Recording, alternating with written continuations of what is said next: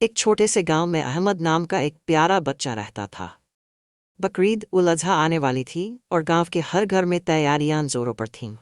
احمد کے ابو نے ایک سندر سفید بکرا خریدا جو بہت مضبوط اور خوبصورت تھا۔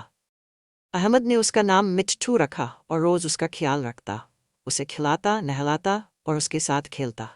جیسے جیسے سمے بیتا، احمد کو مٹھو سے بہت لگاؤ ہو گیا، لیکن بقرعید کا دن قریب آ رہا تھا۔ ایک دن احمد نے اپنے ابو سے پوچھا، ابو، کیا ہم مٹھو کی قربانی دیں گے؟ ابو نے پیار سے جواب دیا، بیٹا، بقرعید ہمیں حضرت ابراہیم علیہ السلام کی قربانی کی یاد دلاتی ہے۔ انہوں نے اللہ کے حکم پر اپنے بیٹے کو قربان کرنے کی نیت کی تھی۔ اللہ کو ہماری نیت اور تیاگ پسند ہے۔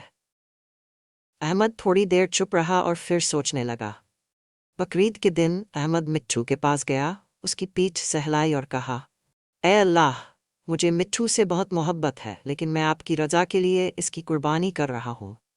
قربانی کے بعد احمد کی آنکھیں نم تھیں، مگر دل کو سکون تھا۔ اسے سمجھ آ گیا تھا کہ قربانی صرف جانور کی نہیں، بلکہ اپنے جذبات اور محبت کو اللہ کے لیے قربان کرنے کا نام ہے۔